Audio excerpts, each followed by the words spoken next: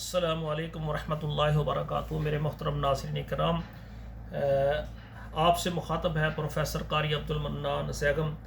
آج کے اس پروگرام میں تو میری وہ بہنیں بیٹیاں جو کہ تمام پاکستان کے تمام شہروں میں تمام صوبوں میں آباد ہیں، تو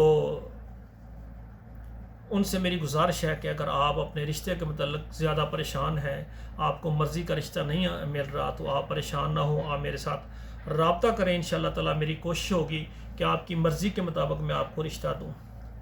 اور اسی طرح ہمارے وہ بہنیں بیٹیاں جو کہ پاکستان میں ہیں اور وہ سعودی عرب میں یا کسی دوسرے ملک میں یورپ میں شادی کرنا چاہتی ہیں، وہ بھی اعتماد کے ساتھ رابطہ کریں۔ انشاءاللہ ان کے لیے بھی ہم اچھا رشتہ ان کے لیے ہم لائیں گے۔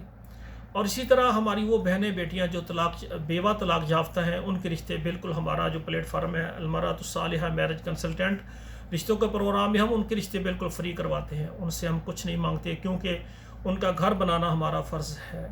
اور آخر میں ہماری وہ بہنیں جو کہ لیٹ میرج ہیں، جن کی شادی لیٹ ہو گئی ہے، ان کی عمر 35 سال 40 سال یا اس سے بھی زیادہ ہو گئی، وہ بھی اعتماد کے ساتھ رابطہ کریں۔ انشاءاللہ ہم کوشش کریں گے کہ ان کے گھر بھی جلد بن سکیں۔